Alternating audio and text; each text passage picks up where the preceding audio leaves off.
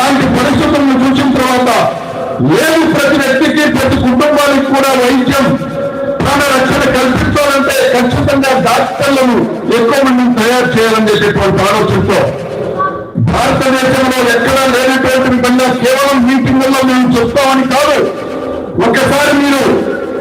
జగన్మోహన్ రెడ్డి గారు కరోనా పోయిన తర్వాత 2.5 సంవత్సరాల పాటు కరోనాతో పరిపాలన సాగించేటటువంటి దానికి ఎంత కష్టపరిస్థితి కొనసాగినా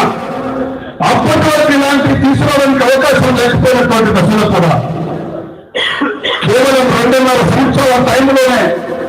15 మెడికల్ కాలేజీలు ఒకేసారి తీసుకొచ్చినటువంటి ఘనత భారతదేశ చరిత్రలో స్వాతంత్రం వచ్చిన తర్వాత అసలు దేశం ఇచ్చినటువంటిది కాదు అన్నిటి కూడా.